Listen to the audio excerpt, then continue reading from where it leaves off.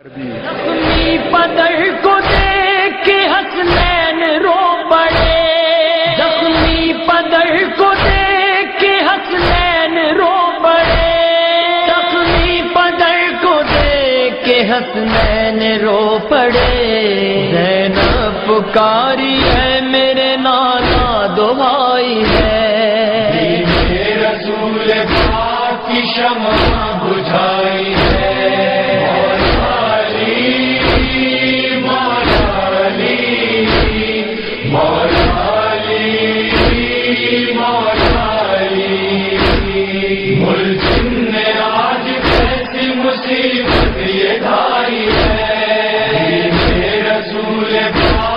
شمع بجھائی ہے، آئی صدائے غیب کے مولا ہوئے شہید، آئی صدائے غیب کے مولا ہوئے شہید۔ اپنی منزل کی طرف لے کر چلیں، کسی بھی صورتحال میں درپیش ہو تو انتظامیہ کے ساتھ اور خصوصاً ہمارے اسکاؤٹس کے رضاکاروں کے ساتھ تعاون فرمائیں۔ بر محمد و آل محمد صلوات۔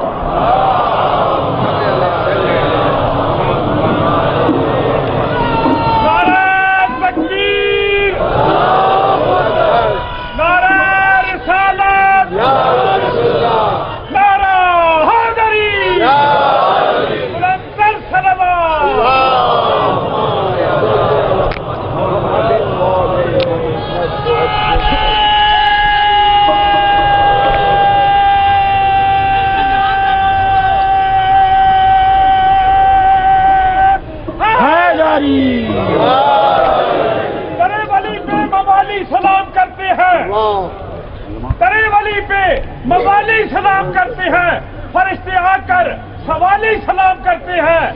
ابو الحسن کو نہ جھکنا ہی تیرا بہتر ہے، ابو الحسن کو نہ جھکنا ہی تیرا بہتر ہے، میرے مولا علی کو حلالی سلام کرتے ہیں۔ نعرہ حیدری۔ اعوذ باللہ السمیع العلیم من الشیطان اللعین الرجیم، بسم اللہ الرحمن الرحیم، الحمد للہ الملک الحق المبین، المتصاغر لعظمتہ جبابرۃ الطاغین، المتخاضع لکبریائہ عتاۃ المتمردین، المعترف بربوبیتہ سائر الخلق اجمعین، والصلاۃ والسلام والتحیۃ والاکرام علی اشرف النبیین وخاتم المرسلین، سیدنا و مولانا ابی القاسم محمد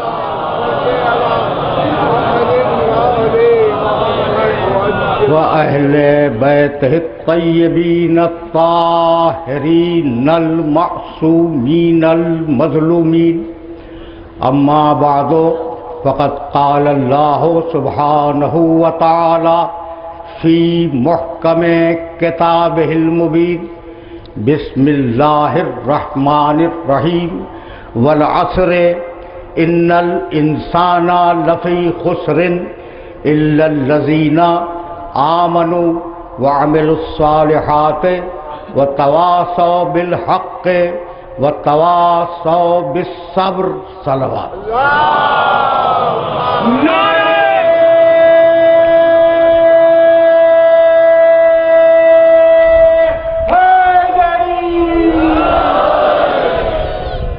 عزیزان محترم، آج رمضان کی 21ویں تاریخ ہے۔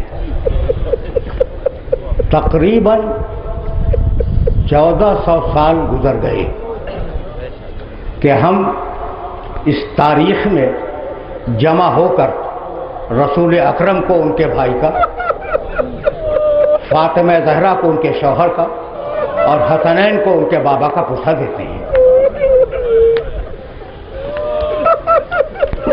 اور ہماری اصطلاح میں اسی کا نام عزاداری ہے. لیکن یہ عزاداری فقط علی کے ساتھ مخصوص نہیں ہے.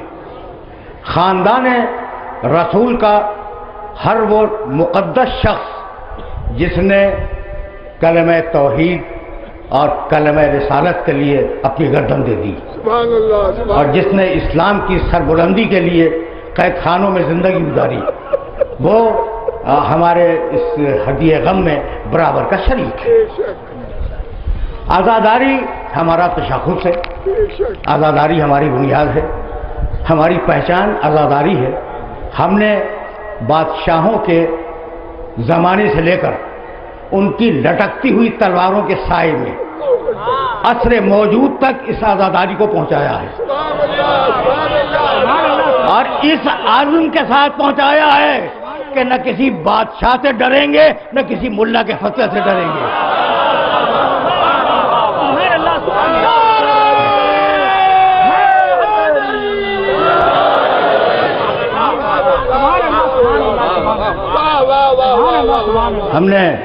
ہم نے عزاداری کو محفوظ کیا. یہ ذوالجناح، یہ علم، یہ تابوت، کبھی ہماریاں، یہ جلوس ہماری اس عزاداری کا نشان ہے. میرے جملے یاد رکھنا، ہماری اس عزاداری کا نشان ہے. اور ان کا مقصد یہ ہے کہ ہمارے اجنبی دوست جو آل محمد کی قربانیوں کو پوری طرح نہیں سمجھتے، ان کے سامنے ان کی قربانیوں کا منظر مجسم ہو جائے، قربانیاں مجسم ہو جائیں. اس لیے ہم نے ان شعائر کو اپنے عزاداری کا حوالہ بنا دیا. اب ہمیں اس مرحلے فکر پہ رکنا نہیں ہے، لیکن اب یہ جملہ کہے بغیر میں آگے بڑھنا بھی نہیں چاہتا کہ یہ فرش جو ہم نے بچھایا ہے یہ امن کا فرش ہے. اس فرش پر امن کا درس دیا جاتا ہے، عافیت کی دعائیں کی جاتی ہیں. یہ کسی سیاسی جماعت کا اکھاڑا نہیں ہے.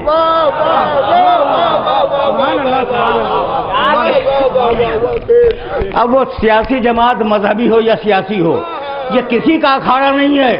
میں بہت معذرت چاہ رہا ہوں، یہ مذہبی کا لفظ جو درمیان میں آ گیا. بھائی پہلے زمانے میں ملا یا مدرسے میں نظر آتا تھا یا مسجد میں، اور آج کے زمانے میں ہر جگہ نظر آتا ہے، نہ مسجد میں نظر آتا ہے نہ مدرسے میں.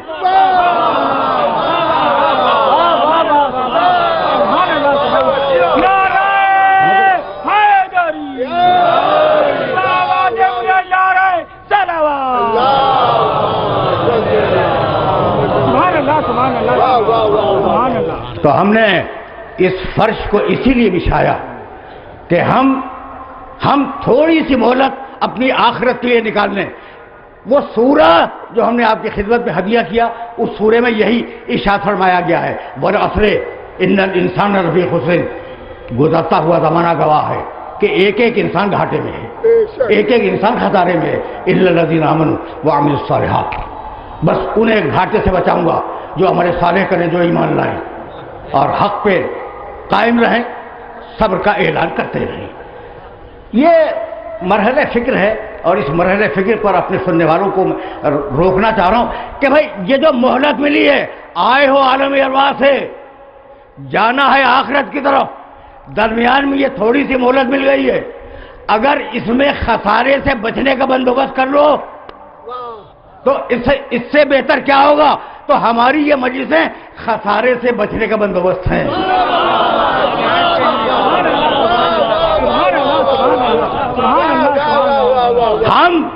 ہم اس فرض سے ہر مسلک کے مسلمان کو خوش آمدید کہتے ہیں.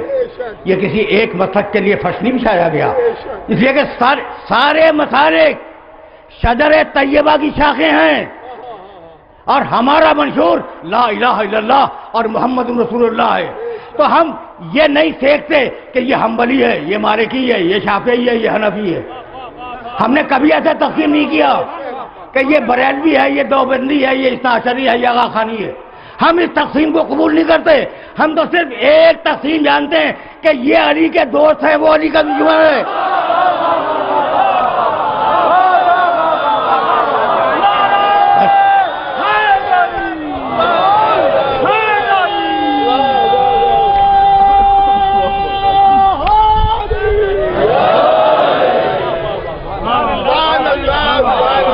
دنیا کان کھول کے سن لے. اور اب میرا جملہ کہنے دو کہ ہم نے کبھی کسی بڑی طاقت سے خوف نہیں کھایا. آج تک ہم نے کسی بھی سپر پاور سے خوف نہیں کھایا، اس لیے کہ ہماری قومی مزاج کی پالیسی میں دو باتیں ہیں: ایک جیو اور جینے دو، دوسرے مثبت غیر جانبداری.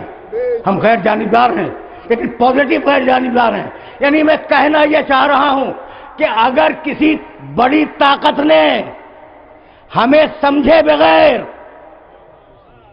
ہمارے خلاف سازشیں جاری رکھیں تو کہیں وہ نہ ہو جائے جسے نہیں ہونا چاہیے.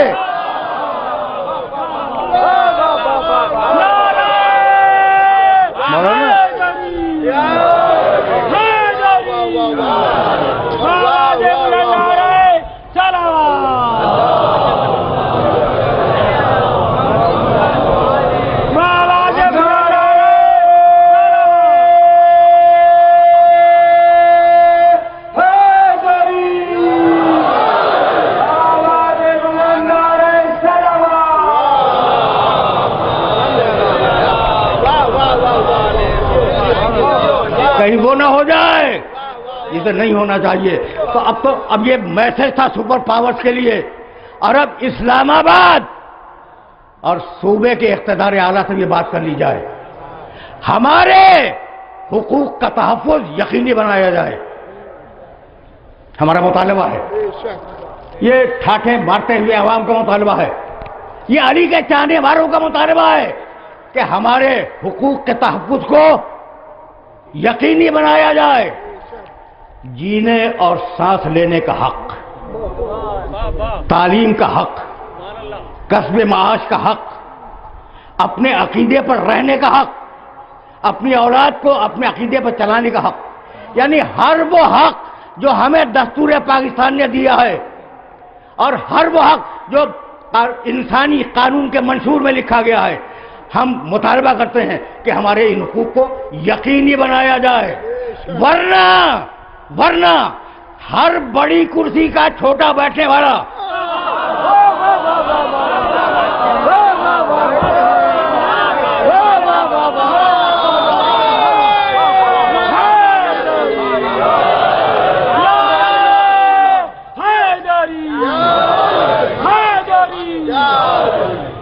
ہر بڑی کرسی کا چھوٹا بیٹھنے والا، چاہے وہ اسلام آباد میں ہو، چاہے وہ رائے گنج میں ہو یا کراچی میں، سمجھ رہے ہو نا؟ اس بات کو یاد رکھے کہ عوام کے ہاتھ تمہارے منحوس گریبانوں تک آ گئے ہیں. لیکن اب جملہ سنو، عوام کے ہاتھ تمہارے منحوس گریبانوں تک آ گئے ہیں. ہو سکتا ہے کہ تم ان ہاتھوں کے پریشر کو برداشت کر لو، لیکن ماتمداروں کے تماچے کو برداشت نہیں کر سکتے.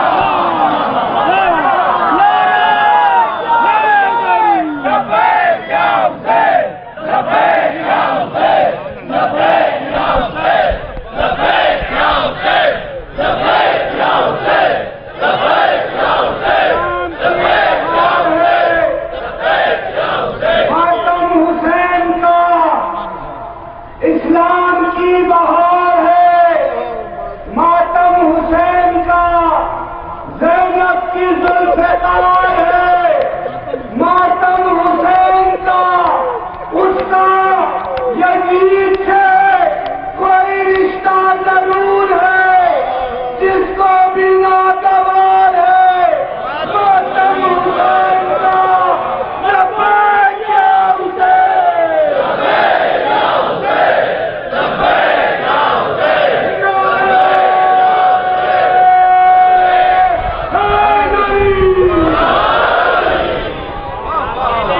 بس میرے عزیزوں، میرے دوستوں، زیادہ وقت نہیں لوں گا، اس لیے کہ سورہ مبارکہ کی طرف پھر مجھے واپس جانا ہے، لیکن ہم نے اپنے حقوق بتلا دیے اور ہم درخواست کرتے ہیں کہ ہمارے ان حقوق کو سنجیدہ نگاہوں سے دیکھا جائے اور انہیں پورا کیا جائے۔ میں کیا کروں، میری مجبوری ہے۔ اگر کسی ملک میں، یہ جملہ بھی ہدیہ کر رہا ہوں چیف منسٹر ہاؤس کو، گورنر ہاؤس کو، رائے گڑھ کے محل کو، اسلام آباد کے قصر حکومت کو، ٹھیک ہے نا، یہ جملہ ہدیہ کر رہا ہوں کہ بھائی ہم درخواست کرتے ہیں کہ ہمارے حقوق کو پورا کیا جائے، ورنہ اگر حقوق نہ ملیں تو ملک کتنا ہی بڑا ہو، وہ ملک نہیں ہے، جنگل ہے، اور ہر حکمران اس جنگل کا وحشی درندہ ہے۔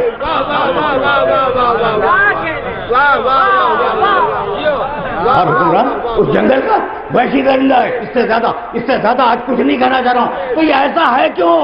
بھائی ایسا صرف اس لیے ہے کہ تم نے آخرت کے لیے کچھ نہیں کیا۔ تم نے کمپیوٹر ایجاد کیا دنیا کے لیے، تم نے ماڈرن ٹیکنالوجی انٹروڈیوس کی دنیا کے لیے، آخرت کے لیے کچھ کیا؟ آخرت کے لیے کچھ ایجاد ہوا؟ بھائی جتنی بھی سہولتیں اور ایجادیں آئی ہیں وہ جسم کے لیے، مجھے بتاؤ روح کے لیے کیا ایجاد کیا؟ تو روح چیخے گی یا نہیں؟ یہ بہت نازک جملہ جو میں نے کہا، جسم کو تم نے آسائشیں فراہم کر دی لیکن روح کے لیے تم نے کچھ نہیں کیا تو روح چیخے گی نا۔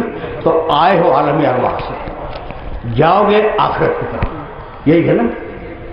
اب کر رہے ہو اس دنیا میں، پروردگار کہنے لگا کہ کلا ان الانسان لیطغی ان رآہ استغنی ان الی ربک رجعا۔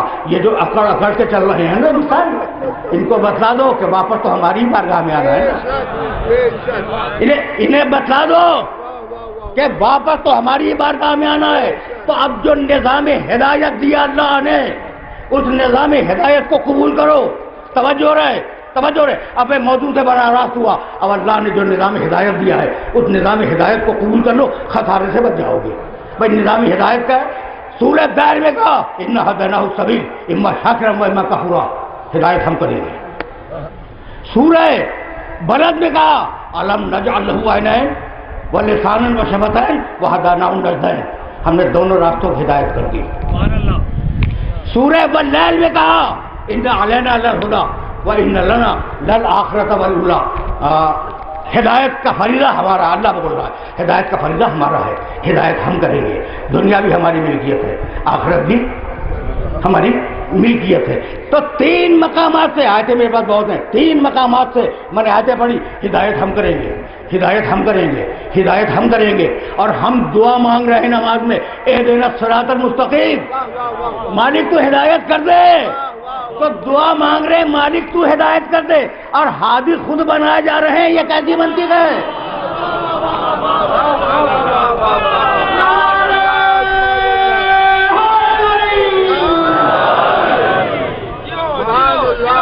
سنتے چلو، ابھی وقت ہے، ابھی ہمارے وقت میں بہت گنجائش ہے، تو ذرا آرام سے سنتے چلو۔ اب ہدایت کا نظام چلا، آرام سے سننا، ہدایت کا نظام چلا آدم سے، اور مقابلے میں رد عمل کے طور پر گمراہی کا نظام چلا۔ واہ واہ واہ، بے شک۔ چند جملے نوجوان دوستوں کو ہدیہ کر رہا ہوں تاکہ ہدایت اور گمراہی ایک ساتھ سمجھ میں آ جائے۔ آدم کے عہد میں قابیل نے حابیل کو قتل کیا اور اللہ کا منکر ہو گیا۔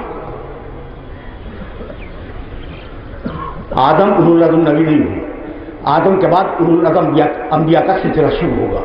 تو آدم کے زمانے میں انکار ہوا، نوح پہلے اولو العزم آئے، وہ انکار سے پھر توحید کی طرف لائے۔ سبحان اللہ، سبحان اللہ۔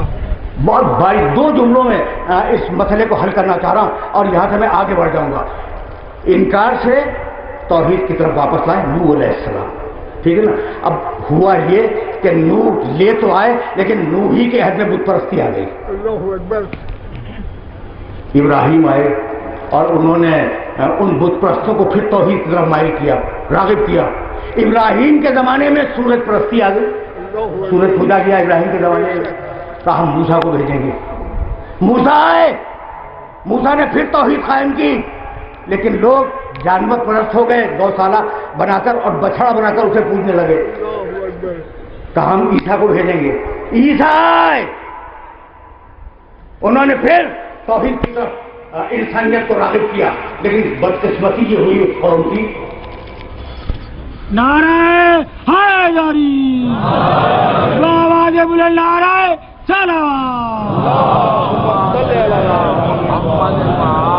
محمد. کیا کہہ رہا تھا بھائی؟ حضرت عیسیٰ کو بھیجا توحید کو. یہ ہوتا. میں اپنے محترم نوجوانوں کا حافظہ ٹیسٹ کر رہا تھا. سنو بھائی سنو. عہد نوح سے بت پرستی شروع ہوئی. ٹھیک. عہد ابراہیم میں سورج پرستی شروع ہوئی. عہد موسیٰ میں جانور پرستی شروع ہوئی. جانور پرستی سے بھی عیسیٰ علیہ السلام نے ہٹا کے پھر توحید کی طرف لائے تو خود انسان پرستی شروع ہو گئی. انہیں کو خدا کا بیٹا کہہ دیا گیا. خدا کا جز اور خدا کا بیٹا. پانچواں اولو العزم نبی آیا ہمارا نبی، اور اب اس نے آواز دی لا الہ الا اللہ. کوئی خدا نہیں سوائے اللہ کے جن کی پوجا ہوتی نہیں. اگر نبی کہتا رہتا کہ بت خدا نہیں، سورج خدا نہیں، جانور خدا نہیں، انسان خدا نہیں، بس اللہ خدا ہے، تو کتنا لمبا ہو جاتا کلمہ. یہ ہے کلمے کی طاقت اور کلمے کی قوت کہ لا الہ، کوئی خدا نہیں، نہ سورج خدا، نہ جانور خدا، نہ بت خدا، نہ انسان خدا. بھائی عجیب ریسیپی میں تمہیں لے آیا میں، بس فقط اللہ خدا. تو یہ میرے محمد کے جملے کی طاقت تھی کہ کوئی خدا نہیں، اور اب محمد کی گود کا پلا ہوا نہیں.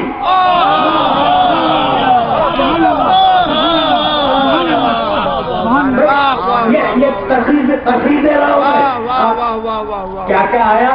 بت پرستی، ایک سورج پرستی، دو آگے جانور پرستی، تین انسان پرستی، چار.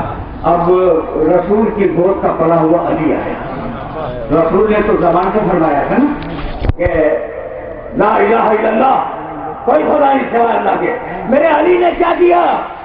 بت توڑے کے بت خدا نہیں، سورج پلٹایا کہ سورج خدا نہیں، اور ادھر تو چیرا کے جانور خدا نہیں، خود سجدہ کیا کہ انسان خدا نہیں.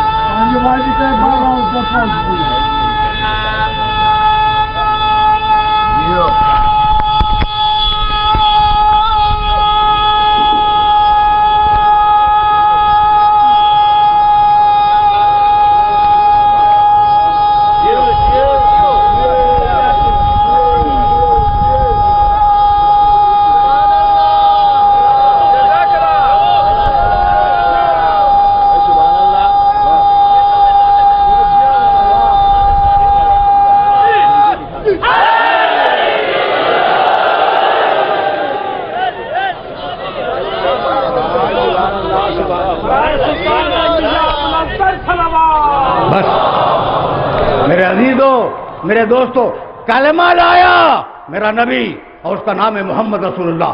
مولانا اب میں مقام محمد تک آیا اور اب یہ جملے ہدیہ کر رہا ہوں. سورہ آل عمران میں پروردگار نے اپنے نبی کا تعارف کرایا، وما محمد الا رسول. محمد کچھ نہیں ہے الا رسول. توجہ رہے، میں نے کلمہ بھی پڑھا لا الہ الا اللہ، وہاں بھی اللہ تھا، اس آئے مبارکہ میں بھی اللہ ہے. وما محمد الا رسول، محمد کچھ نہیں ہے، ذمہ داری سے ترجمہ کر رہا ہوں، بس میرا رسول ہے. ہو گئی بات. یہ دو جملے تو ذہن میں رہیں گے، لا الہ الا اللہ، وما محمد الا رسول. یہ بھول گئے سورہ والعصر ابھی تو پڑھیے بسم اللہ الرحمن الرحیم والعصر ان الانسان لفی خسر. جناب مولانا بھی تشریف لا رہے ہیں. کہاں بیٹھیں گے؟ کہاں بیٹھیں گے؟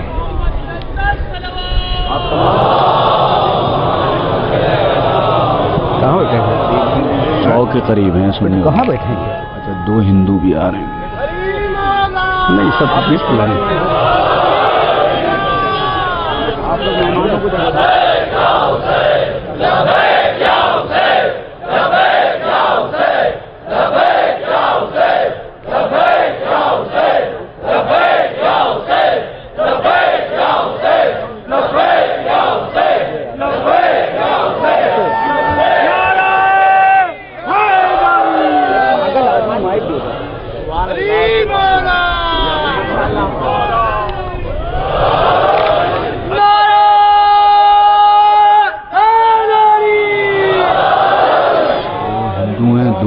ٹھیک ہے یار ابھی کیا کروں. مومنین کرام اس وقت اس فرش ادا پر جناب مفتی محمد اقبال نقشبندی صاحب مرکزی رہنما سنی اتحاد کونسل تشریف لائے ہیں اور امام مشائخ کے ساتھ.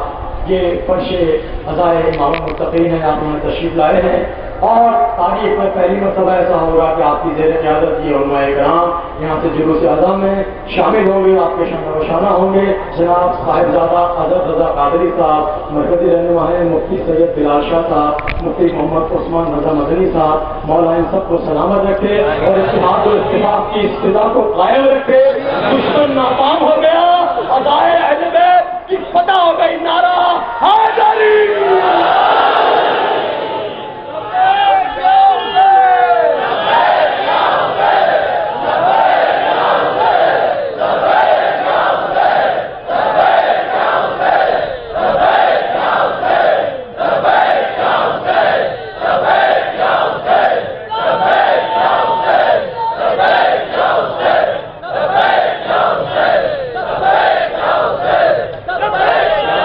میرے دوستو,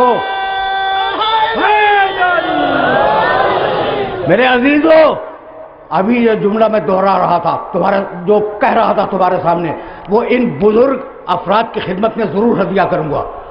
میں آپ حضرات کا شکر گزار ہوں, خیر مقدم کرتا ہوں. اور ابھی آپ کے تشریف لانے سے پہلے میں یہ کہہ رہا تھا کہ میری قومی پالیسی یہ ہے کہ ہم ملت اسلامیہ کو فرقوں میں نہیں بانٹتے.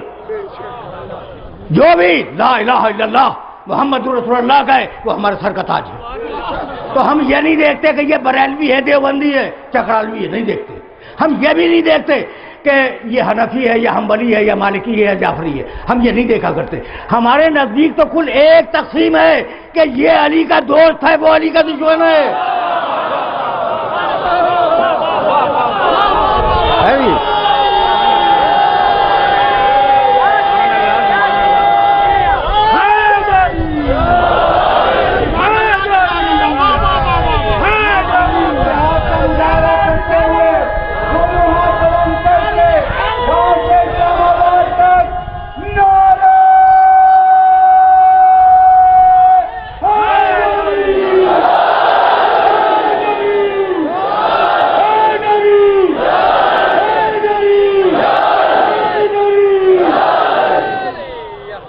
بس میرے عزیزو, میرے دوستو, مولانا میں آپ سے عرض کیا تھا کہ اب تو آیا ہوں اپنے محمد کے مقام تک.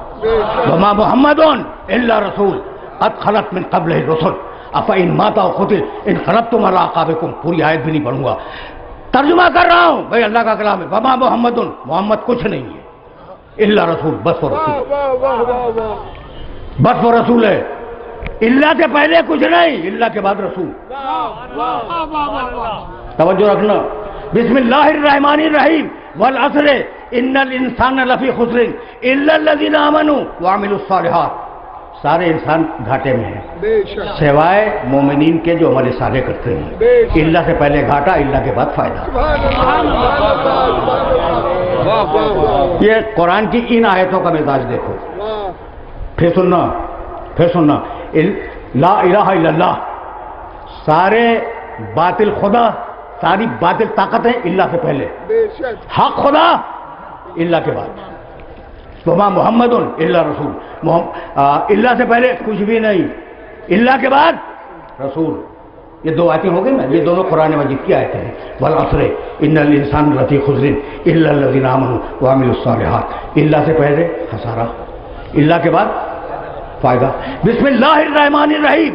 والتین والزیتون وطور سینین وہذا البلد الامین لقد خلقنا الانسان فی احسن تقویم ثم رددناہ اسفل سافلین الا الذین آمنوا وعملوا الصالحات.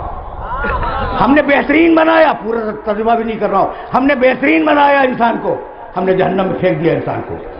تفسیروں میں دیکھ لینا، اسفل سافلین کے معنی جہنم. بنایا تو بہترین بنایا، ڈھکیلا تو کہاں؟ جہنم میں. ٹھیک. الا الذین آمنوا وعملوا الصالحات. اللہ سے پہلے جہنم، اللہ کے بعد جنت. یہ سمجھ گئے پوری طرح؟ بھائی کبھی کبھی کچھ جی چاہتا ہے کہ قرآن کا ایک لفظ سمجھ میں آ جائے اس مقام کا. یہ 4 آیتیں میں نے پڑھی ہیں. لا الہ الا اللہ، اللہ سے پہلے کچھ نہیں، اللہ کے بعد الوہیت. وما محمد الا رسول، اللہ سے پہلے کچھ نہیں، اللہ کے بعد رسالت. سورہ والعصر، اللہ سے پہلے گھاٹا، اللہ کے بعد فائدہ. سورہ والتین، اللہ سے پہلے جہنم، اللہ کے بعد جنت. تو ساری برائیاں اللہ سے پہلے ہیں، ساری خرابیاں اللہ سے پہلے ہیں، سارے فساد اللہ سے پہلے ہیں، ساری خوبیاں اللہ کے بعد ہیں، ساری اچھائیاں اللہ کے بعد ہیں. تو اب میں جملہ پڑھوں جبریل کا، لا فتح الا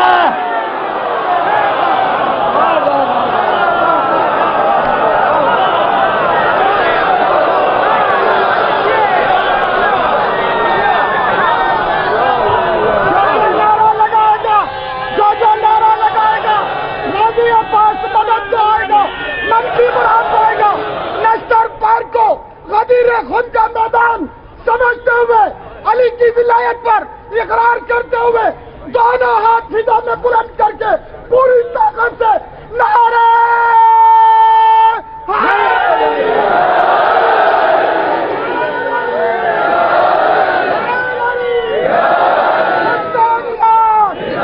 حسینیت جدیدیت جدیدیت آواز بلند سلوار.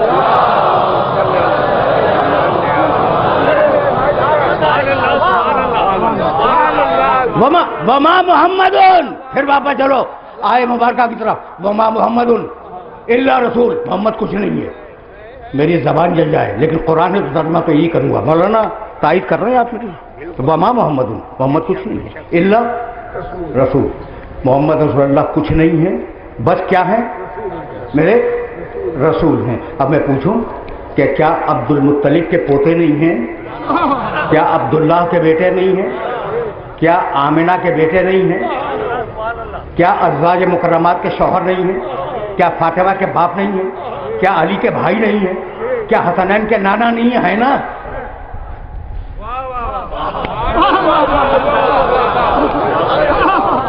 بھائی پڑھے لکھے ہو بھائی، اتنے اعتراف تو میں نے کر دیے آئے مبارکہ پر نعوذ باللہ کہ محمد کچھ نہیں ہے. کیسے کچھ نہیں ہے؟ عبد المطلب کا پوتا ہے، عبداللہ اور آمنہ کا بیٹا ہے، ابو طالب کا بھتیجا ہے، ازواج مکرمات کا شوہر ہے، فاطمہ زہرا کا باپ ہے، حسنین کا نانا ہے نا؟ اچھا بھائی اتنے رشتے تو میں نے گنا دیے، آپ کیسے فرما رہی ہیں کچھ نہیں ہے؟ اب آیت کو کھول رہا ہے نا، اب آیت کھلے گی. مجھے یہ بتاؤ کہ رشتے بناتا کون ہے؟ بولو بھائی، رشتے کون بناتا ہے؟ بھائی سسرالی کے علاوہ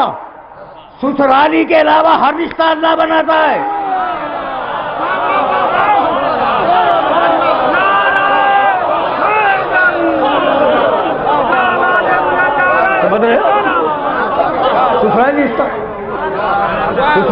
سسرالی رشتے کے علاوہ ہر رشتہ اللہ بناتا ہے. تو جو رشتے بناتا ہے اسے رشتے توڑ دیے. بھائی آپ کو اعتراض کیا؟ تو اب ماننا ہی پڑے گا کہ پروردگار نے اپنے حبیب کے ہر رشتے کو توڑ دیا اور اپنے آپ سے اس کا رشتہ جوڑا کہ کسی کا باپ نہیں ہے، کسی کا بھائی نہیں ہے، کسی کا نانا نہیں ہے، کسی کا نواسا نہیں ہے، کسی کا پوتا نہیں، بس میرا رسول ہے. تو اب میرا رسول اللہ کا رسول ہے. طے ہو گئی بات. اب اسے باپ نہ سمجھنا، تمہیں برا تو لگ رہا ہوگا، اب وہ ہوں گے تمہاری نگاہ میں فاطمہ زہرا کے باپ.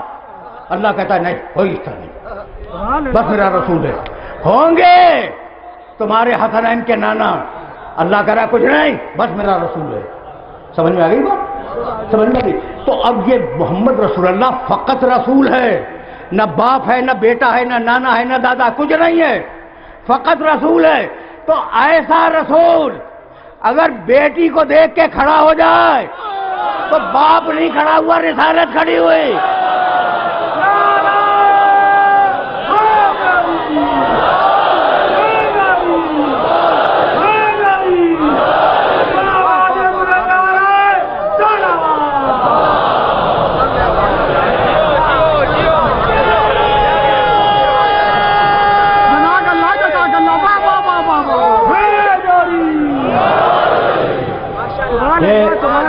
یہ میسج پہنچ گیا، اب اس میسج کو آگے بڑھا لو، خود بڑھاؤ کہ ایسا محمد جو فقط رسول ہے اگر بیٹی کو دیکھ کے کھڑا ہو جائے تو باپ نہیں کھڑا ہوا، رسالت کھڑی ہوئی. اور ایسا رسول اگر چچا سے مدد مانگ لے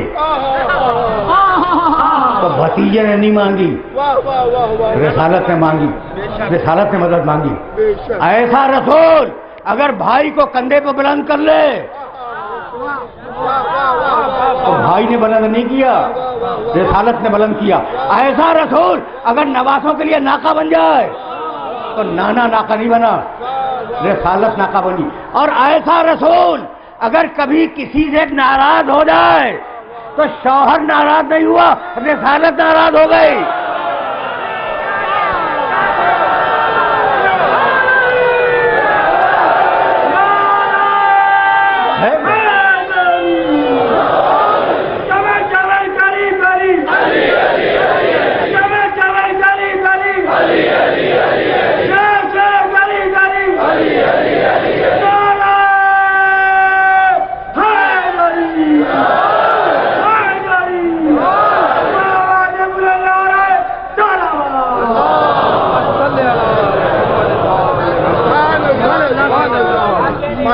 اب ذرا تعارف دیکھتے جاؤ میرے نبی کا. اور میں ہمیشہ یہی کہتا ہوں کہ اگر علی کو پہچاننا ہے تو نبی کے رشتے سے پہچاننا. علی نہیں سمجھ میں آئے گا اگر نبی سمجھ میں نہ آئے. تو یہ تھی سورہ آل عمران کی آیت. اور اب سورہ احزاب میں ارشاد فرمایا 7 عہدے یا ایھا النبی انا ارسلناک شاہدا ومبشرا ونذیرا وداعیا الی اللہ باذنہ وسراجا. سب کو یاد ہے منیرہ حبیب یا ایھا النبی انا ارسلناک شاہدا ومبشرا ونذیرا وداعیا الی اللہ باذنہ وسراجا منیرہ. حبیب ہم نے تجھے نبی بنایا، رسول بنایا، گواہی دینے والا بنایا، خوشخبری سنانے والا بنایا، ڈرانے والا بنایا، پورا اذن تجھے دے دیا اور تو روشن چراغ ہے. سراج، سراج چراغ، منیر غلط، ترجمے غلط ہے. سبحان اللہ، سبحان اللہ، سبحان اللہ. منیر کے معنی روشن کے نہیں ہے. روشن کے لیے عربی میں جانتے ہو کیا ہے؟ منور. تو بتاؤ منیر کے معنی کیا ہے؟ نور بانٹنے والا.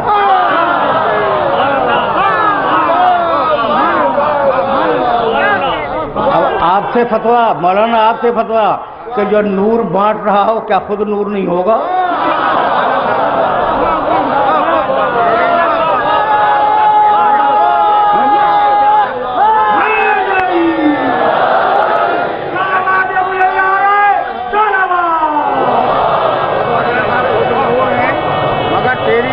پاک میں ہے بچہ بچہ نور کا، وہ ہے انہیں نور تیرا خود ہی نور نہیں، بچہ بچہ وقت نہیں ہے میرے پاس.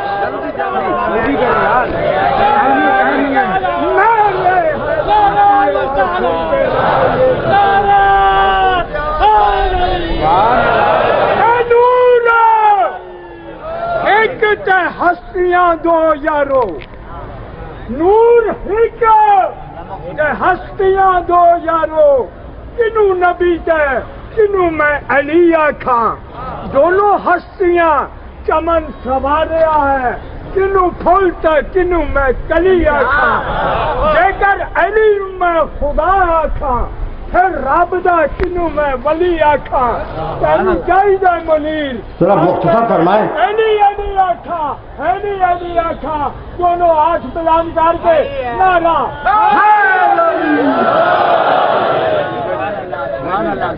مولانا میں تو سمجھا تھا کہ بوڑھے ہیں یہاں بٹھا دیا جائے گا وہاں بیٹھے رہیں گے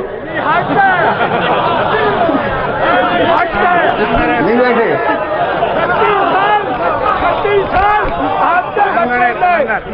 اچھا بھائی تو اب وقت نہیں دامن وقت کی گنجائش نہیں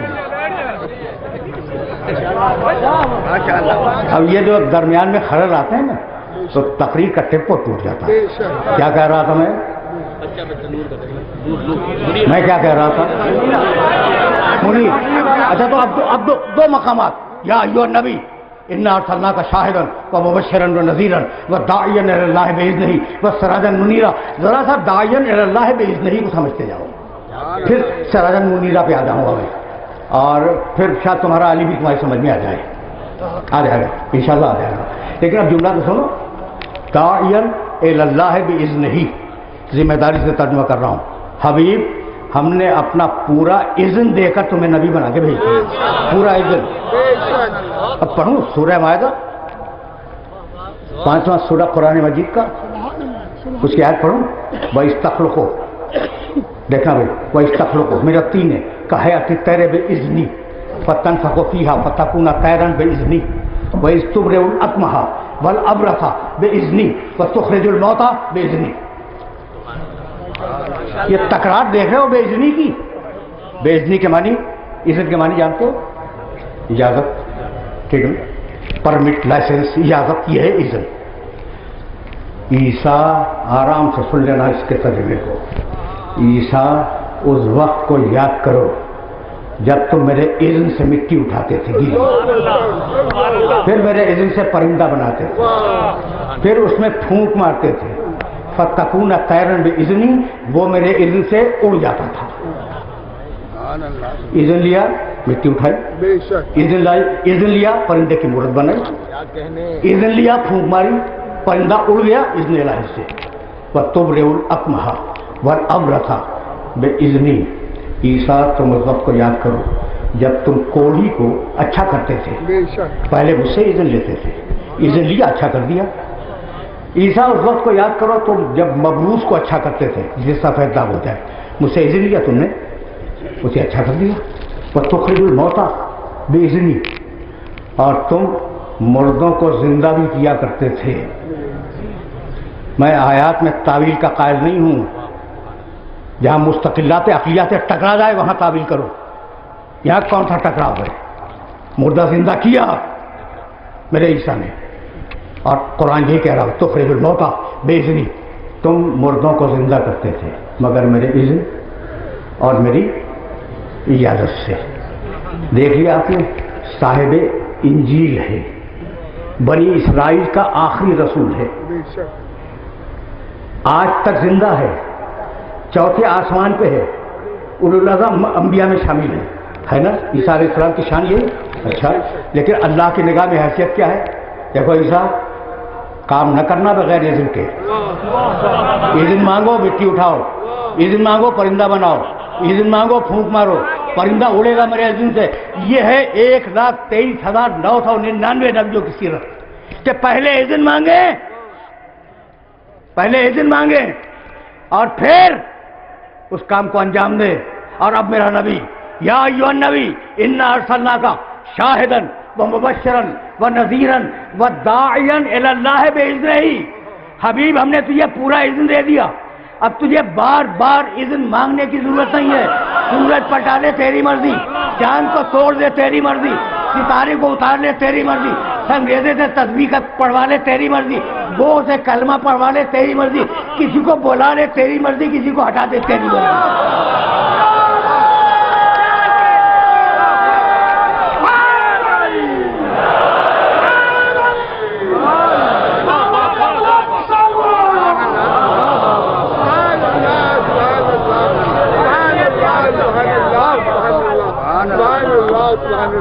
سن رہے ہو نا؟ میرے عزیزوں، میرے دوستوں، یہ میسج تو پہنچ رہا ہے نا؟ اگر میں کان دھرنے لگوں تو اتنا بڑا مجمع ہے، اگر ایک ایک منٹ بھی ہمارے ساتھی لے لیں تو پھر گھنٹہ تو یوں نکل جائے گا، ٹھیک ہے نا؟ تو مجھے اجازت دیں کہ میں نان اسٹاپ بولتا ہوا آگے بڑھ جاؤں، ہے اجازت آپ کی؟ بھائی سننا، اسی آئے مبارکہ پہ رکا ہوا ہوں اور اب آگے جاؤں گا، لیکن اب یہاں لایا ہوں تمہیں داعیًا الی اللہ بإذنہ وسراجا منیرا۔ حبیب تو میرا چراغ ہے۔ کہ کون ہے؟ محمد رسول اللہ، اللہ کا چراغ۔ بھائی یہ صاحبزادے کس کے بیٹھے ہوئے؟ یہ سب آپ کے چشم و چراغ ہیں۔ چراغ بولتے ہیں بیٹے کو۔ اس گھر کو آگ لگ گئی،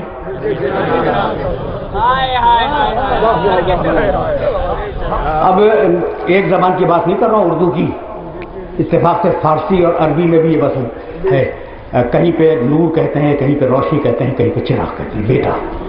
تو اب رسول چراغ ہے اللہ کا، ہے نا؟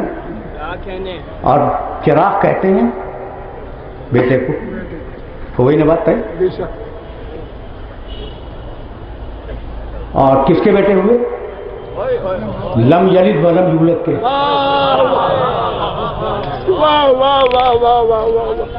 تو یہ چراغ کہہ کے پروردگار سمجھانا کیا چاہتا ہے؟ سمجھانا یہ چاہتا ہے کہ میں تو لم یلد ولم یولد، میرا تو کوئی بیٹا نہ ہو سکتا ہے اور نہ دائرۂ عقل میں آتا ہے، تو اگر میرا کوئی بیٹا ہوتا تو عیسیٰ نہ ہوتا، یہ محمد ہوتا۔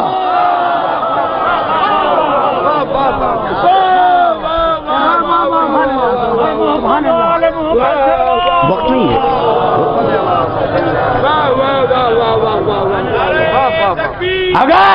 اگر میرا کوئی بیٹا ہوتا تو عیسیٰ نہ ہوتے، یہ محمد ہوتا۔ شاید تم اسے میری خطابت سمجھ رہے ہو۔ سورہ زخرف کی آیت پڑھ دوں، قل ان کان للرحمن ولد فانا اول العابدین۔ رسول کہہ دے کہ اگر میرے اللہ کا کوئی بیٹا ہوتا تو کیا میرے علاوہ ہوتا؟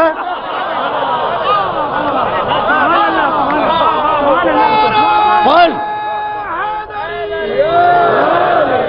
ان کان للرحمن ولد فانا اول العابدین۔ تو اب اگر کوئی بیٹا ہوتا، ممکن بھی ہوتا، تو عیسیٰ علیہ السلام نہ ہوتے، یہ میرا محمد ہوتا۔ تو یہ ہے اللہ کا چراغ۔ ٹھیک، تو ایک سوال کروں تم سے، یہ چراغ کہاں پیدا ہوا؟ مدینے میں، مکے میں؟ مکے میں پیدا ہوا۔ جب 64-65 گھر تھے بنی ہاشم کے، تو تم سے میں سوال کروں گا کہ بھئی یہ چراغ کس گھر میں جلا؟ میں کہہ دو کہ حضرت عبداللہ ان کے والد کا کوئی گھر ہوگا، نہیں تھا، پوری تحقیق سے عرض کر رہا ہوں، مدینے میں ان کا گھر تھا۔ اچھا، پھر عبد المطلب کے گھر پیدا ہو گئے ہوں، کسی تاریخ میں نہیں ہے۔ اچھا، تو تلاش ہوئی نا کہ یہ اللہ کا چراغ کس گھر میں جلا، تو جاؤ سیرت المصطفیٰ میں دیکھ لینا، یہ ہمارے مسلک کی کتاب نہیں ہے، کہ رسول پیدا ہوئے ابو طالب کے گھر میں۔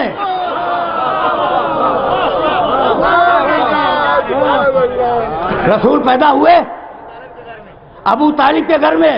اب میں ہاتھ جوڑ کے کہوں کہ پروردگار تیرے سامنے تو مجال نہیں ہے کسی گفتگو کی، لیکن عالمین کے سب سے بڑے نبی کو پیدا کرنے کے لیے تجھے کسی مسلمان کا گھر بھی نہ ملا؟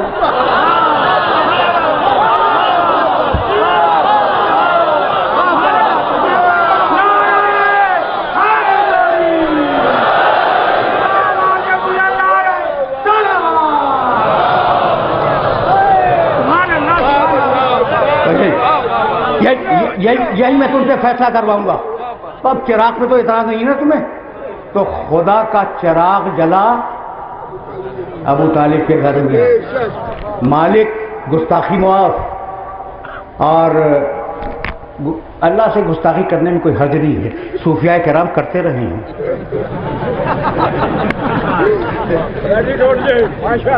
اور اب میں تو یوں بھی شعر نہیں پڑھتا ممبر سے، اور روزے میں تو یوں بھی مکروہ ہے، لیکن ایک مثال تو پڑھوں گا کہ دیکھو بھائی، عقل کی روشنی لیے بغیر شریعت کی گلی میں نہ گھسنا، میں نے ایک مصرے کا ترجمہ کر دیا، اب ایک مصرع پڑھوں گا تاکہ پورا شعر مکروہ ہے نا، ایک مصرع تو مکروہ نہیں ہے.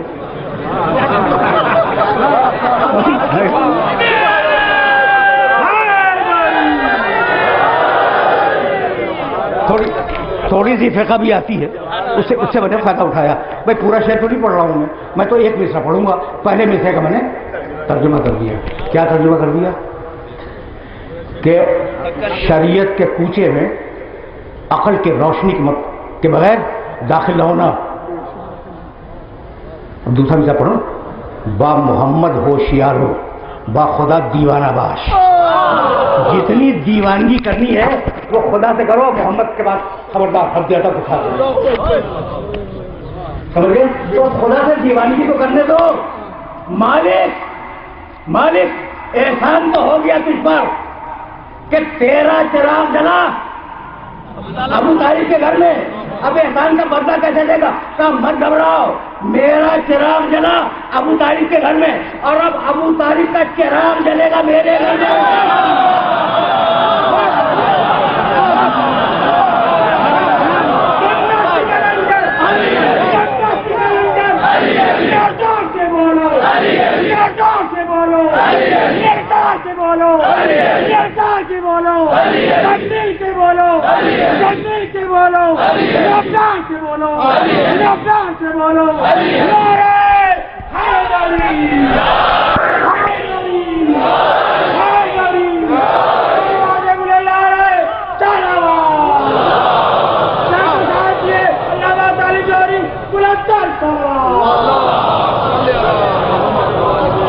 میں دیکھ رہے ہو میرے نبی کے حوالے سے میرے علی کو دیکھ رہے ہو. تو اب ذرا سا اور آگے بڑھ جاؤں. اب دامن وقت پہ واقعاً گنجائش نہیں ہے، لیکن میں مجبور ہوں کہ جب تمہیں سورہ احزاب تک لے آیا. بھائی سورہ احزاب تو ایک بڑا عجیب و غریب سورہ ہے. آیہ درود بھی اسی میں ہے، آیہ ختم نبوت بھی اسی میں ہے. میں رکتا لیکن اب وقت نہیں ہے.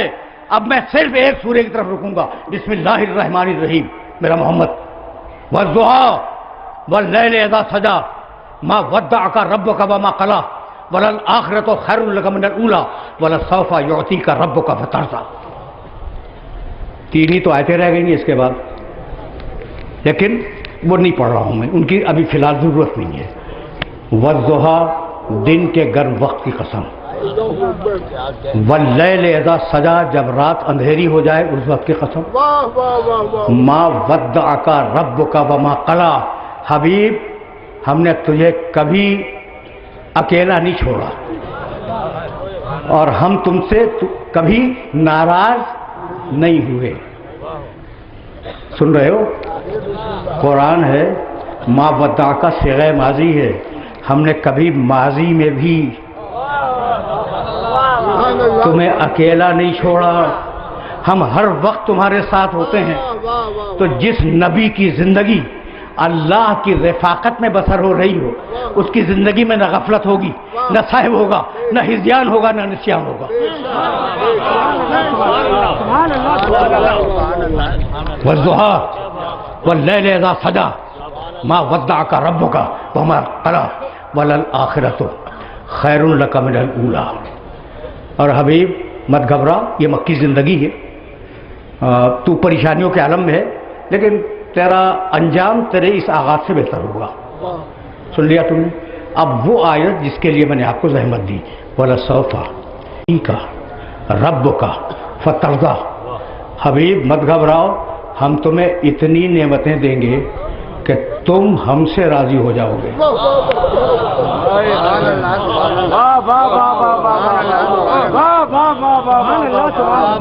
یعنی یہ عجیب آیت ہے، میری سمجھ میں نہیں آتی. حبیب ہم تمہیں اتنی نعمتیں دیں گے کہ تم ہم سے راضی ہو جاؤ گے. ہم نمازیں پڑھتے ہیں قربتاً اللہ ہم سے راضی ہو جائے. روزے رکھتے ہیں اللہ ہم سے راضی ہو جائے. تراویح میں مشقتیں برداشت کرتے ہیں اللہ ہم سے راضی ہو جائے. حج پہ جاتے ہیں بڑی مشقت کی عبادت ہے اللہ ہم سے راضی ہو جائے. ٹھیک ہے نا؟ اور اللہ کی تمنا ہے کہ میرا محمد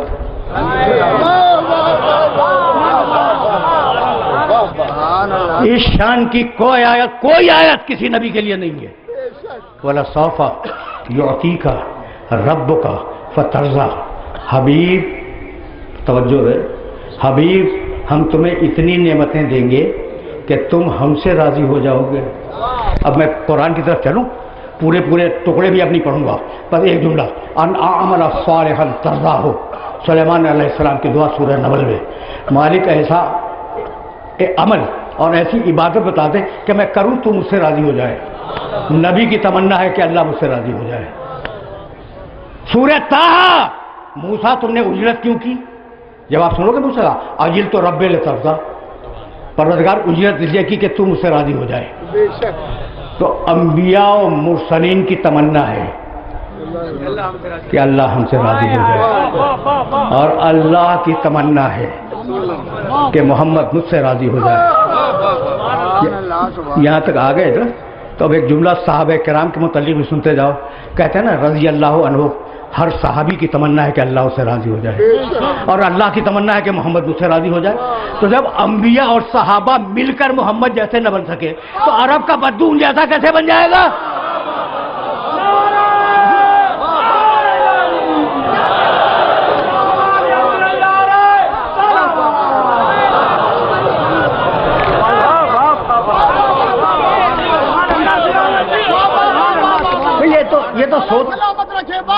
یہ تو سوچنے کی بات ہے نا. اچھا میں رک جاؤ, یہ علماء کرام تشریف فرما ہیں, اب انہیں بھی انوالو کروں گا اس مرحلے پر, اور بات مکمل ہو جائے گی. مجھے نہیں معلوم کہ اذان کا وقت کتنے بجے ہے, کوئی بتا سکتا ہے؟ 5 یا 7 منٹ. تو اب ظاہر ہے کہ 5 یا 7 منٹ میں تو تقریر تمام ہونے سے رہی, کچھ 2-4 دقیقے تو لوں گا میں, تو اب گزر جائے. لیکن میری بات کی طرف توجہ رکھنا, ابھی سب کو انوالو کر رہا ہوں. کیا کہا؟ حبیب ہم تمہیں اتنی نعمتیں دیں گے کہ تم ہم سے راضی ہو جاؤ گے. یہی ہے نا؟ چلو بھائی اللہ سے پوچھیں کہ پروردگار کتنی دے گا؟ ڈانٹ کے بھگا دے گا, میں جانوں میرا حبیب جانے, تو بیچ میں کہاں سے آ گیا؟ نہیں, اول تو اللہ سے بات کرنے کا امکان ہی نہیں ہے, وہ بات ہی نہیں کرتا وسیلے کے بغیر.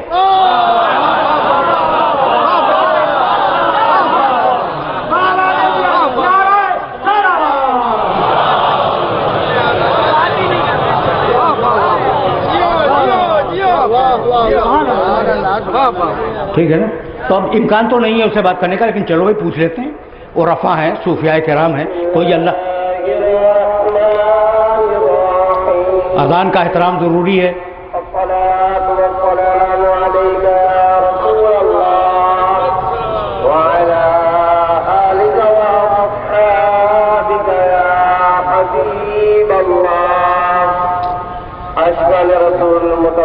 میں ابھی یہ کہہ رہا تھا کہ میں اب اپنے ان بزرگ دوستوں کو انوالو کروں گا.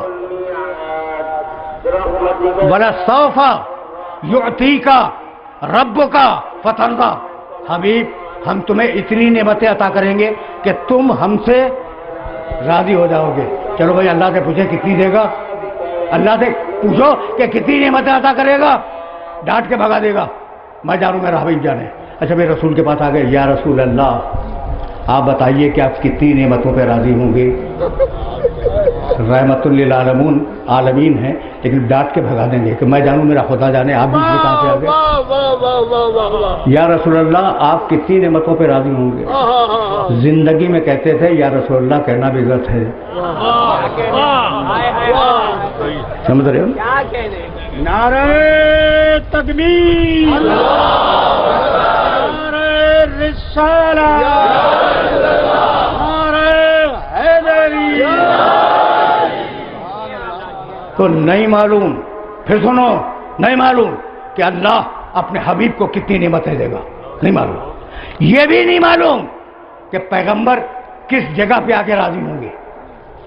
لیکن ایک بات مجھے معلوم ہے, اور ٹھوک بجا کے کہہ رہا ہوں, جب تک راضی نہیں ہوں گے نعمتیں آتی رہیں گی, اور جب راضی ہو جائیں گے نعمتیں مکمل ہو جائیں گی. یہ جملہ یاد رکھو گے, جب تک راضی نہیں ہوں گے نعمتیں آتی رہیں گی, جب راضی ہو جائیں گے تو نعمتیں تمام ہو جائیں گی.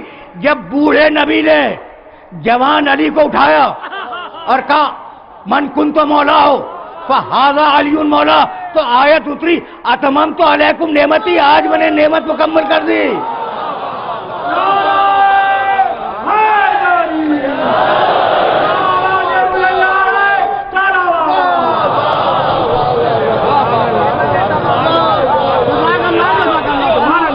ابھی آؤں گا میں.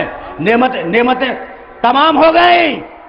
اتممت علیکم نعمتی، بھائی اب یہ آیت تو میں بعد میں دیکھوں گا، لیکن جب آئی تھی نا غدیر کے سلسلے کی آیت، تو یا ایھا الرسول بلغ، پڑھے لکھے ہو اس لیے جملہ کہہ رہا ہوں، یا ایھا الرسول بلغ ما انزل الیک من ربک. دیکھو اگر حوالہ نہ مانگ لینا ورنہ ڈھیر لگا دوں گا حوالوں کے. اپنی آنکھ سے دیکھ کے بولنے کا عادی ہوں. حوالہ نہ مانگا، میرے گھر آ جانا، ساری کتابیں دکھلا دوں گا. یا ایھا الرسول بلغ ما انزل الیک من ربک وَإِن لَمْ تَفْعَلْ فَمَا بَلَّغْتَ رسالتہ وَاللَّهُ يَعْصِمُكَ مِنَ النَّاسِ.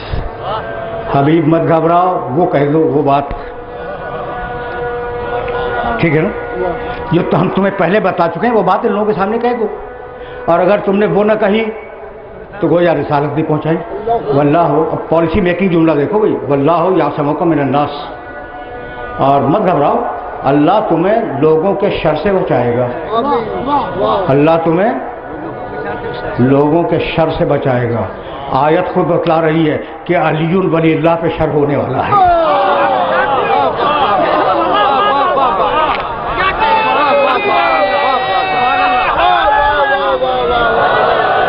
یہ میں آیت کی داخلی شہادت سے بات کر رہا ہوں، کوئی حوالہ نہیں ہے. خود بتا دی واللہ یعصمک من الناس. اگر لوگوں نے شر کیا تو اللہ تمہیں بچائے گا. پروردگار، شر تو لا الہ الا اللہ پہ بھی ہوا تھا، وہاں تو نے نہیں کہا کہ میں بچاؤں گا. شر محمد رسول اللہ پہ بھی ہوا تھا.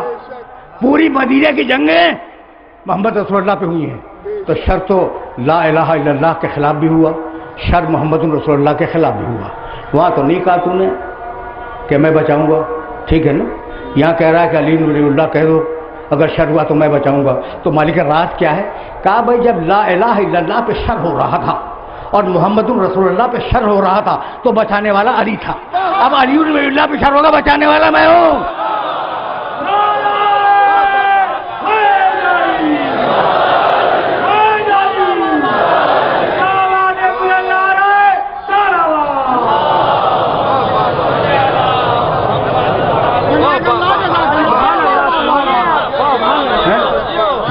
بات واضح ہو گئی نا؟ اچھا بھائی، تو بلغ ما انزل الیک. اور جب علی کی ولایت کا اعلان ہو گیا، اچھا بھائی سنو بھائی، مجھے معاف کر دینا، میرا یہ ایشو ہی نہیں ہے کہ علی بادشاہ ہے کہ خلیفہ ہے، 25ویں ہے کہ 5ویں ہے کہ 4تھے ہیں کہ 10ویں ہے. میرا یہ موضوع نہیں ہے، خدا کی قسم نہیں ہے. اس لیے اب خلیفہ لے لو، مثلا اللہ خلیفہ، رسول خلیفہ، علی خلیفہ، جملہ صحیح ہے؟ بہت بےہودہ ہے، ٹھیک. اچھا اللہ نبی، رسول نبی، علی نبی، پھر بھائی گڑبڑ، ٹھیک ہے نا؟ تو وہ بات جہاں جھگڑا ہو جائے وہ علی کے لیے فضیلت نہیں ہے. اب میں فضیلت بتاؤں، اللہ مولا، اس کا محمد مولا، اس کا علی مولا.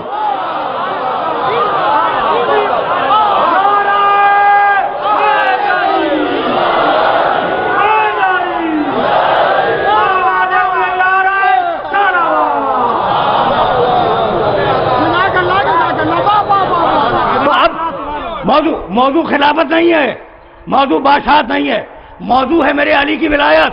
اب آخری جملے امام ثعلبی رحمۃ اللہ علیہ کی تفسیر، مولانا کیا نام ہے اس کا؟ رائس التیجان. چونکہ آپ بہت بڑے کتاب شناس ہیں ایران کے، اس لیے میں نے سوال کر لیا. رائس التیجان امام ثعلبی کی تفسیر ہے، اس سے ایک جملہ پڑھ رہا ہوں اور کتاب میرے گھر میں رکھی، آ کے دیکھ لینا. ولایت ختم ہو جائے اور میں مصائب کے چند جملے عرض کروں گا. راوی کہتا ہے معراج کا واقعہ کہ میرے نبی آسمانوں میں چلے جبریل کے ساتھ. جب 4تھے آسمان پہ پہنچے، امام ثعلبی رحمۃ اللہ علیہ کی تفسیر، ٹھیک. جب 4تھے آسمان پہ پہنچے تو سارے پیغمبروں کو اللہ نے حکم دیا کہ میرا حبیب آ رہا ہے، صفیں لگاؤ اور صفیں لگا کے کھڑے ہو جاؤ، میرا حبیب تمہارے درمیان سے گزرے گا. اسے سلام کرتے جاؤ، وہ جواب دیتا جائے گا۔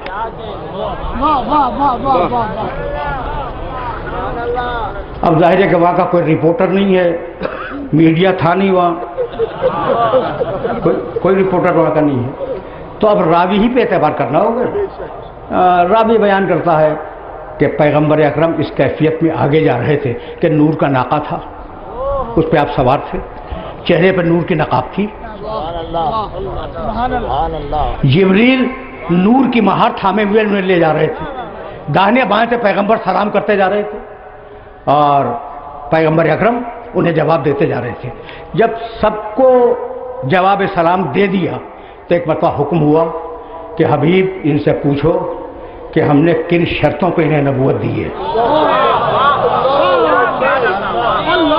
پوچھو ابھی کہ ہم نے انہیں کن شرطوں پر نبوت دی ہے۔ اب روایت دو طریقوں سے آئی ہے، بیما ارسلتم، میرے نبی بوڑھے اور کہنے لگے کہ کن شرطوں پہ تمہیں رسالت ملی، اور بعد میں بیما بعثتم، تمہیں اللہ نے جو بعثت کے لیے حکم دیا تو شرطیں کیا تھیں کہ تم مبعوث کر دیے جاؤ۔ تو بالاتفاق سارے نبیوں نے تین جملے کہے، کہا یا رسول اللہ وہ تین شرطیں تھیں ہمیں نبوت ملنے کی۔ پہلی شرط اللہ کی توحید کا اقرار، دوسری شرط آپ کی نبوت کا اقرار، تیسری شرط آپ کے بھائی علی کی ولایت کا۔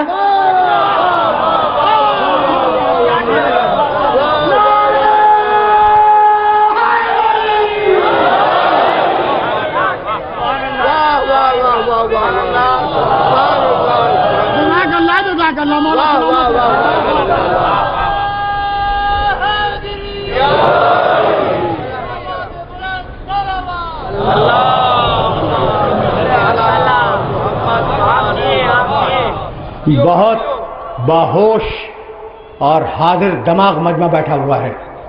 دیکھو بھائی، ایمان کے معنی دل سے ماننا، اقرار کے معنی زبان سے کرنا، سن لیا؟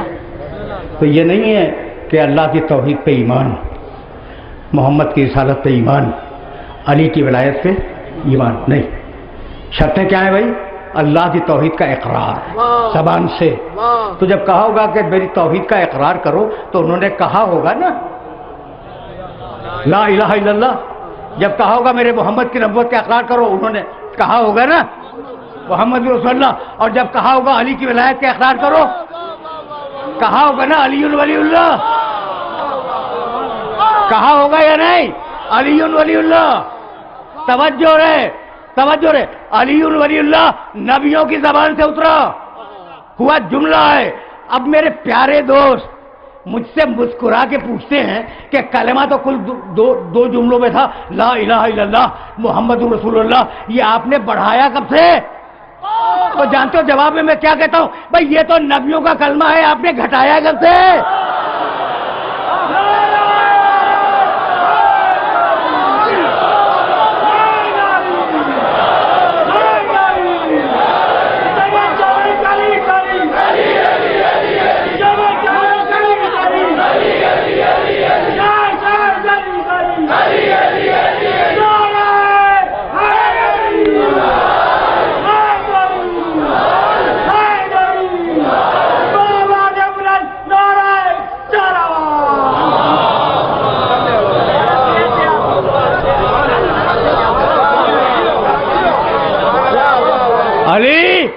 علی اللہ سے اتنا قریب کہ اس کی ولایت شرط نبوت بن جائے۔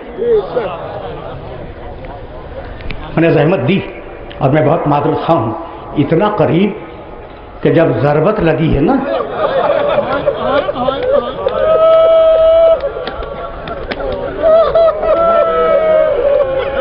تو ایک مرتبہ سجدے میں سر رکھا، زخمی سر سجدے میں رکھا اور کہا پروردگار جب قیامت کا دن ہو اور سارے انبیاء و مرسلین جمع ہوں اس وقت تو گواہی دینا کہ علی نے تیری عبادت میں کوتاہی نہیں۔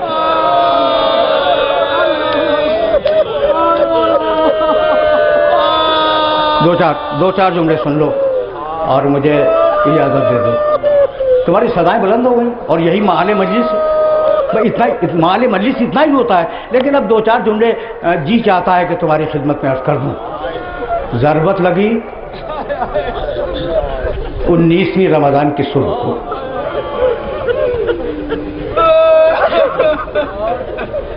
سر اٹھایا، خاک مسجد کی مٹی، خاک مسجد اٹھائی، اپنے زخمی سر پہ ڈالی اور آیت پڑھی منہا خلقناکم وفیہا نعیدکم ومنہا نخرجکم تارۃ اخری۔ ہم نے اسی مٹی سے خلق کیا ہے، اسی میں پلٹائیں گے، دوبارہ اسی سے اٹھائیں گے۔ اور پھر وہ جملہ کہا جو بار بار سنتے ہو، فزت برب الکعبہ، رب کعبہ کی قسم کامیاب ہو۔ واقعات چھوڑ رہا ہوں، گلیم میں ڈالے گئے اور گلیم چلا، جب گھر کے دروازے پہ پہنچا، ایک طرف سے حسن ابن علی نے اٹھایا تھا، دوسری طرف سے حسین ابن علی نے اٹھایا تھا، پیچھے 2 علی کے ساتھیوں نے اٹھایا ہوا تھا۔ کہنے لگے بیٹے حسن، سن رہے ہو نا، سیدانیاں رو رہی ہیں۔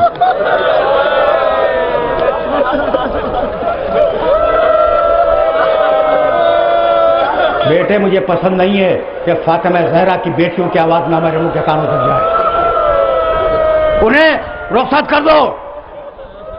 جب وہ رخصت ہو گئے نا تو علی نے کہا کہ جب میں چلا تھا گھر سے تو بچیوں نے مجھے اپنے پاؤں سے جاتے ہوئے دیکھا تھا۔ بچیوں کو بڑا صدمہ ہوگا، بچیوں کو بڑا صدمہ ہوگا۔ ایک ہاتھ حسن کے کاندھے پر رکھا، دوسرا ہاتھ حسین کے کاندھے پر رکھا۔ جیسے ہی دروازے میں داخل ہوئے، بچیوں نے ایک چیخ ماری، کہنے لگے کہ بیٹیوں اتنا نہیں روتے، صبر کرو۔ یہ جملہ تو ساری بیٹیوں سے کہا تھا، اور اب زینب کی طرف مڑے، کہنے لگے زینب تو بہت رو رہی ہے نا باپ کے زخمی سر کو دیکھ کر، جب بھائی کے کٹے ہوئے سر کو دھو کے نیزہ پہ دے گئی۔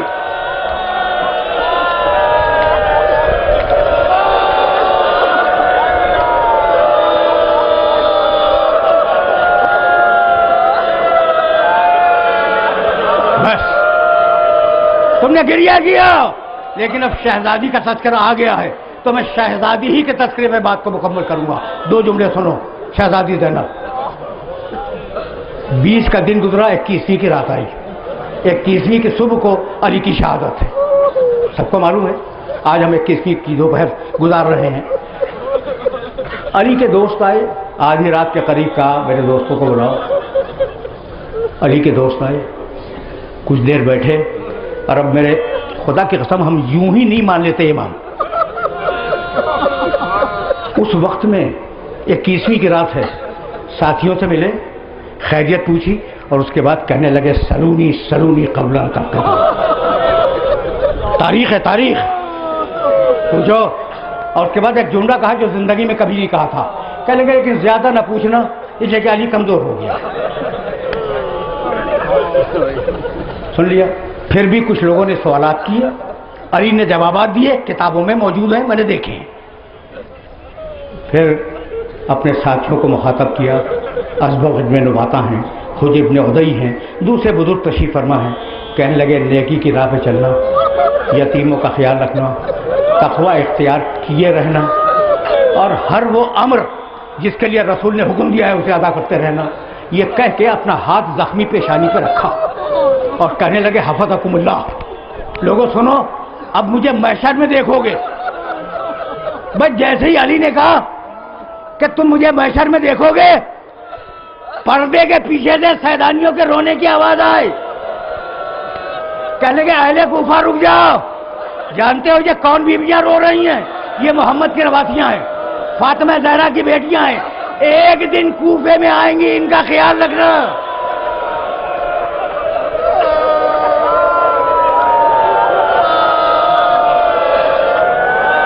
ایک جملہ، بس ایک جملہ، صرف ایک جملے کے لیے زحمت دے رہا ہوں میں نے مجلس تمام کر دی تھی، لیکن میں کیا کروں کہ یہ محترم سامعین کچھ سننا چاہ رہے ہیں، کچھ اور سننا چاہ رہے ہیں۔ بھائی ماتم کا لطف بھی اسی وقت ہے جب آنکھیں نمناک ہو جائیں۔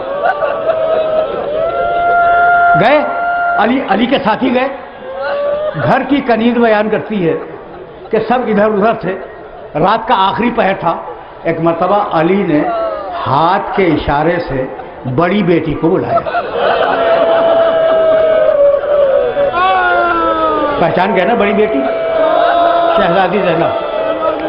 جب شہزادی باپ کے پاس آئی تو علی نے اپنا زخمی سر اس کے کندھے پہ رکھ دیا اور دیر تک علی رک جاؤ، دیر تک علی اپنی بیٹی سے بات کرتے رہے. اب یا زینب کو معلوم کہ علی نے کیا کہا یا خود علی کو معلوم، کسی کو کچھ نہیں معلوم کہ علی نے کان میں کیا کہا ہے. جب بی بی یزید کے دربار میں جا رہی تھی تو کہتی جاتی تھی قیدیوں مت گھبراؤ، علی کی بیٹی تمہارے ساتھ ہے. جب آخری دروازہ آیا یا علی کہہ کے بیٹھ گئی. سجاد دکھا پوری اماں گھبرا گئی، کہا نہیں، میرے بابا نے 21 رمضان کی صبح کو مجھ سے کہا تھا تجھے دربار میں جانا ہوگا، مت گھبرانا، میں تیرے ساتھ چلوں گا. میں گھبرائی نہیں، اپنے بابا کا انتظار کر رہی ہوں. یہ کہہ کے کھڑی ہوئی، السلام علیکم یا امیر المومنین، قیدیوں میرا بابا.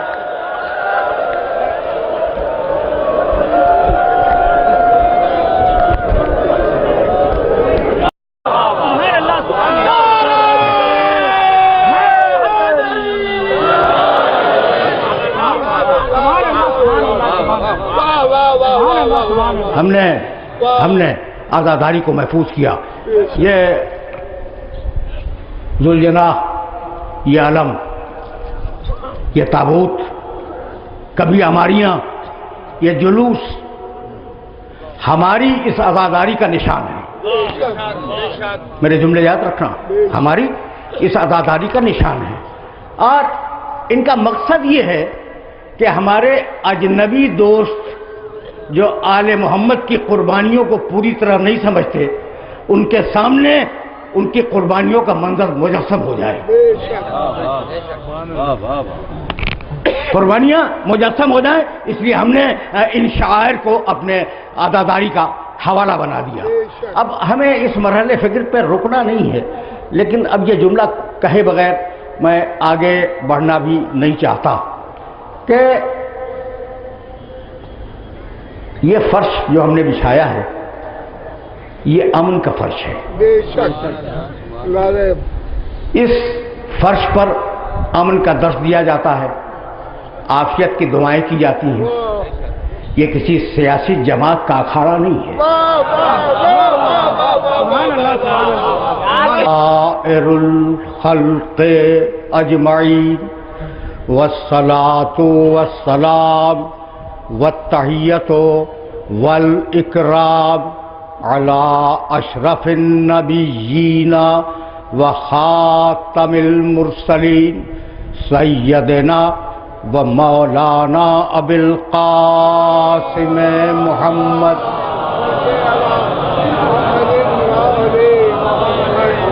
و اہل بیتہ الطیبین الطاہرین المعصومین المظلومین.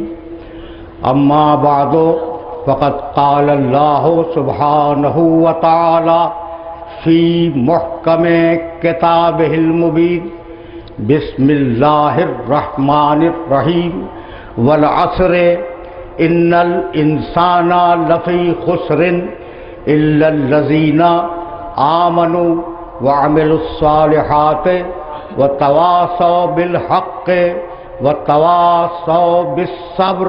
صلوات.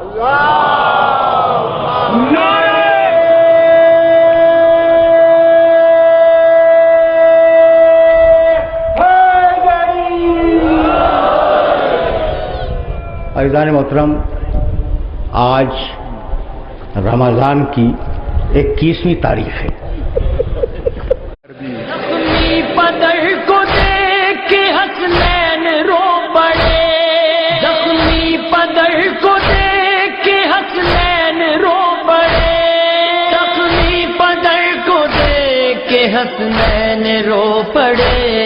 زینب پکاری ہے میرے نانا دعائی ہے، رسول پاک کی شمع بجھائی ہے.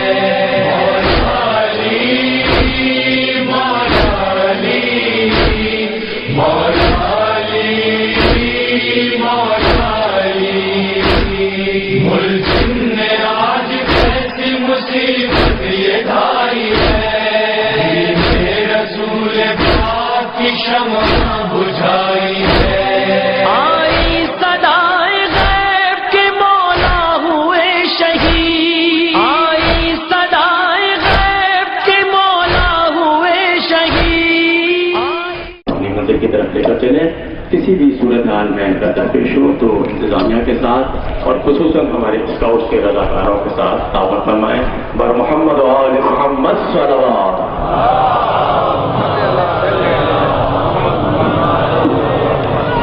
نعرہ تکبیر،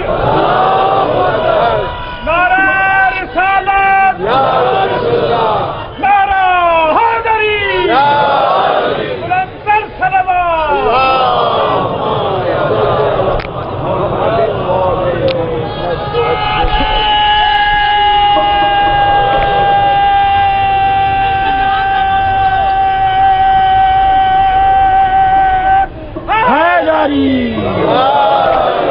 قریب علی پہ موالی سلام کرتے ہیں، قریب علی پہ موالی سلام کرتے ہیں، فرشتے آ کر سوالی سلام کرتے ہیں۔ ابو الحسن کو نہ جھکنا ہی تیرا بہتر ہے، ابو الحسن کو نہ جھکنا ہی تیرا بہتر ہے، میرے مولا علی کو حلالی سلام کرتے ہیں۔ نعرہ حیدری۔